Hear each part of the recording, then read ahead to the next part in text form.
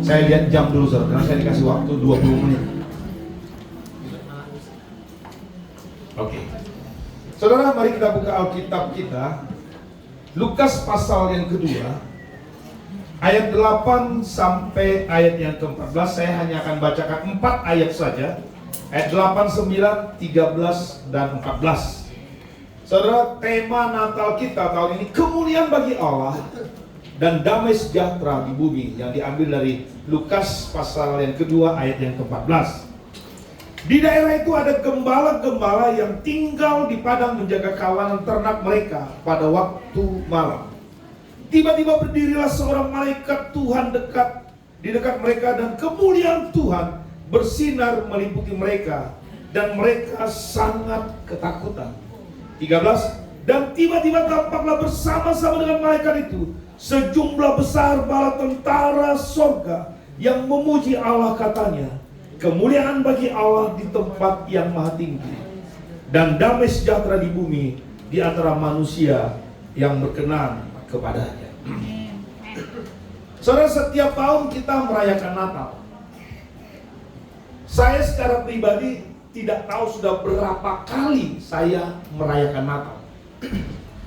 Saudara, walaupun usia saya belum 100 tahun, tetapi saya berasa lebih dari 100 kali saya merayakan Natal.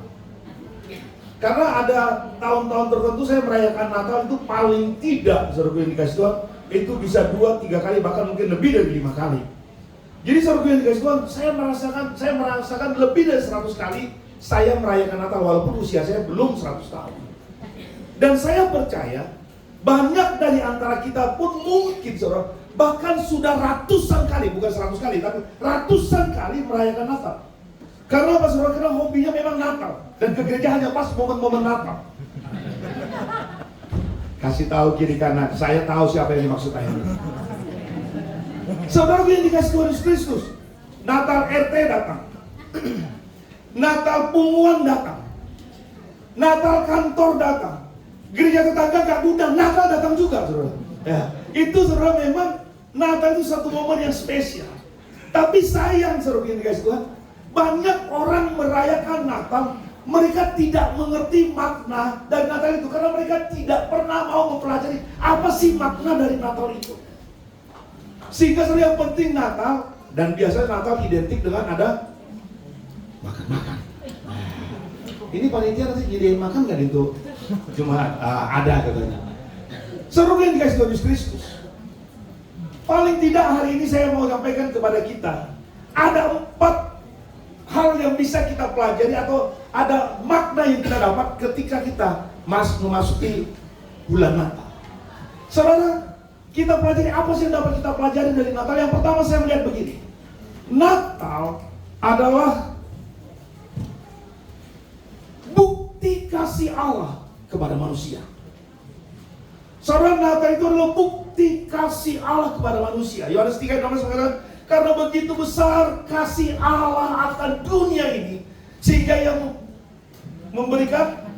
mengaruniakan anaknya yang tunggal, supaya semua orang yang percaya kepadanya akan diselamatkan. Jadi saudara, Natal itu adalah bukti kasih Allah kepada umat manusia, khususnya kaum marginal. Marginal itu apa ya? Orang yang disingkirkan mungkin karena latar belakang ekonomi yang tidak dipandang, yang tidak dianggap, latar belakang budaya, saudara, latar belakang politik dan sebagainya, kaum marginal.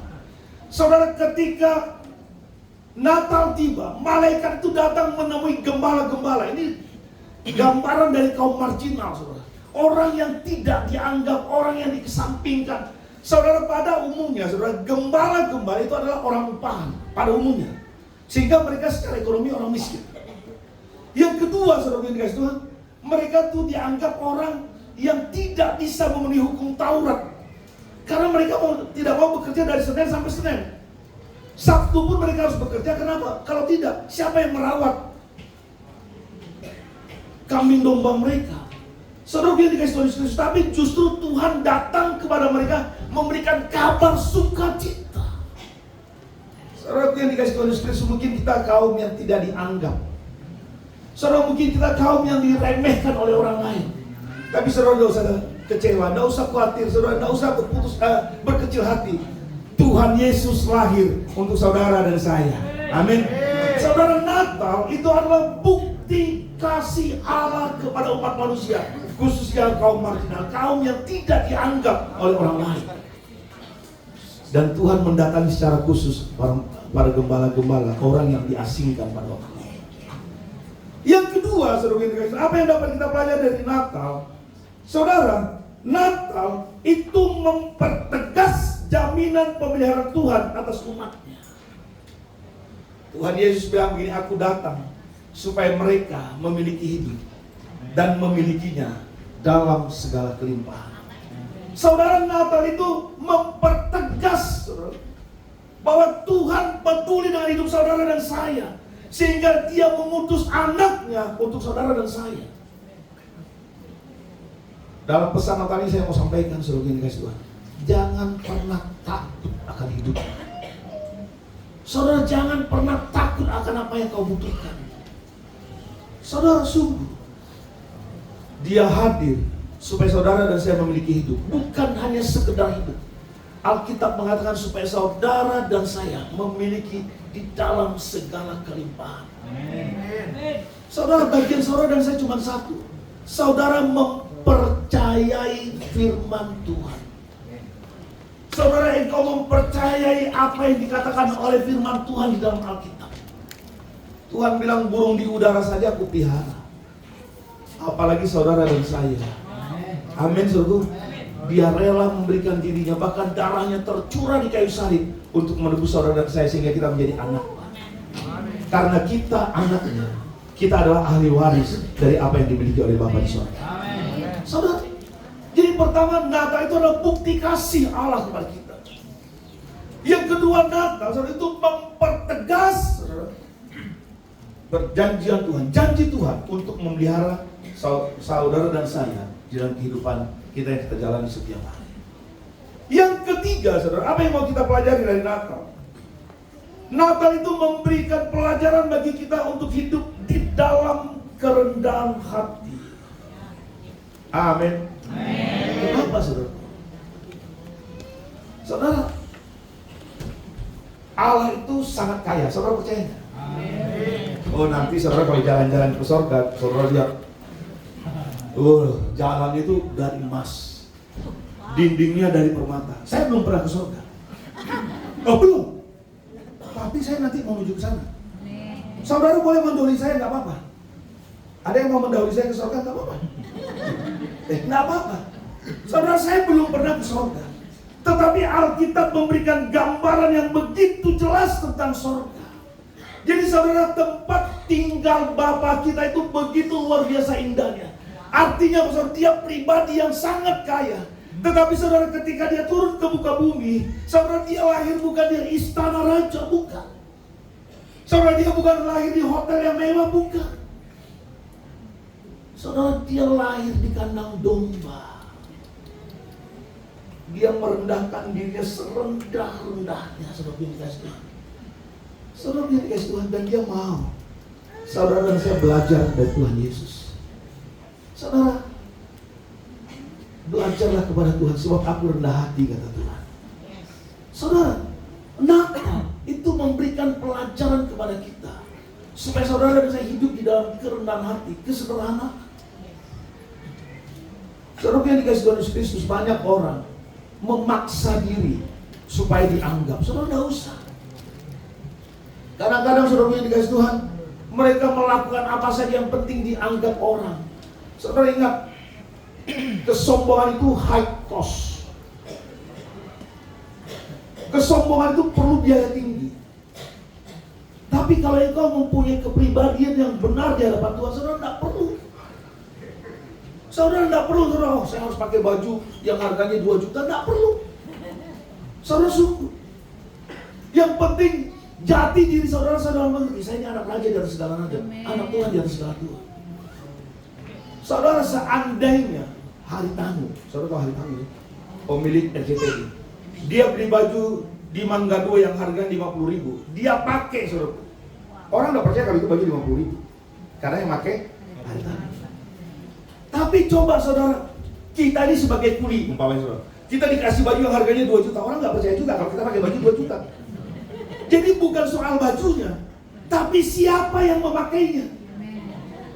Amin. Jadi saudara yang dikasih Tuhan, nggak usah mau kita melebih-lebihkan diri kita, nggak usah. Saudara tampil adanya, tapi engkau adalah anak raja di atas segala raja, anak Tuhan di atas segala Tuhan. Saudara belajar merendahkan diri seperti Tuhan Yesus. Pada waktu kita merendahkan diri, saudara, kita akan diangkat, ditinggikan oleh Tuhan. Amin. Saudara, jadi Natal itu memberikan pelajaran kepada saudara dan saya. Mari kita hidup dengan kerendahan hati. Saudara, saya terlalu percaya kalau orang yang rendah hati pasti gampang diterima di mana saja. Tapi kalau orang sombong, saya aja enek, apalagi Tuhan. Loh iya. Saudara, tapi banyak orang, saudara, senang untuk meninggikan diri. Ngapain? Saudara, biar Tuhan yang meninggikan kita nanti. Haleluya. Haleluya. Haleluya. Yang terakhir, bisa ada waktu 10 menit. Kalau itu saya minum dulu, kan bisa ada waktu 10 menit sebelum yang terakhir.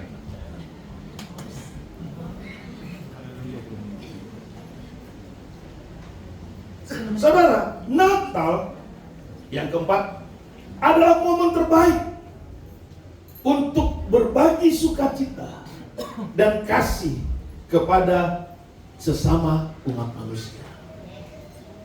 Saudara, ini momen yang terbaik, saudara. Saya bilang kepada istri saya, istri saya. Mana istri saya?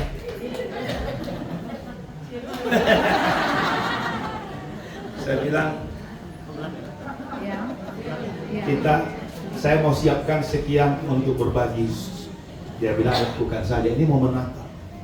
Saudara, ketika kita berbagi di momen Natal yang spesial ini, saudara, itu nama Tuhan akan dipermuliakan. Saudara, kita menjadi garam dan terang. Saudara, menjadi garam dan terang. Jadi saudara yang dikasihkan, ketika kita merayakan Natal, saudara, Natal itu adalah bukti kasih Allah. Saudara, ketika kita berbagi dengan sesama, saudara, itu akan memuliakan Tuhan. Jadi kemuliaan akan bagi Allah dan akan terjadi damai di muka bumi. Saya terlalu yakin akan hal itu. Karena itu saudara yang dikasihkan, mari rayakan Natal dengan benar. Amin. Amin. Bukan wah ini Natal ngoben pakai baju baru, enggak harus. Kecuali dulu, saudara, memang Natal itu bagi saya itu sesuatu yang indah, apalagi dulu. Saudara, kami ini dari keluarga yang sangat-sangat sederhana, kalau bisa dikatakan tidak miskin. Sehingga momen Natal bagi kami, anak-anak orang tua kami, itu menjadi sesuatu yang indah. Kenapa? Disitulah biasanya momen kami pakai baju baru.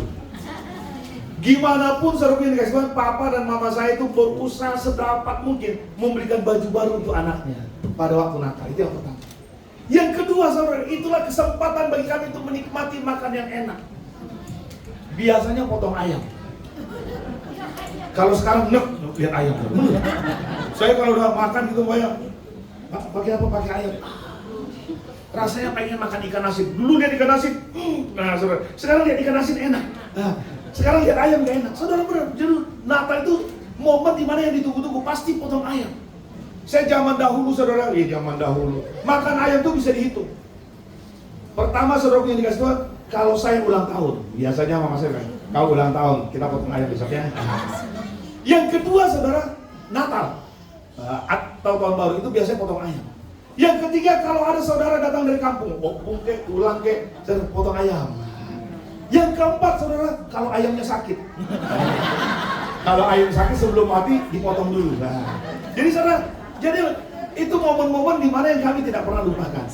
Jadi saudara yang dikasih Tuhan Yesus Kristus, saya doa, saya berharap melalui momen Natal ini, mari kita peduli satu dan yang lain, memperhatikan, berbagi kasih, berbagi sukacita. Saudara, ketika keempat hal ini terjadi dalam diri kita, itu Allah akan dimuliakan, kemuliaan bagi Tuhan kita. Dan bukan itu saja, saudara, karena kita berbagi kasih satu dan yang lain, ada kedamaian di antara kita, sehingga Tuhan dipermuliakan. Tuhan Yesus memberkati. Haleluya.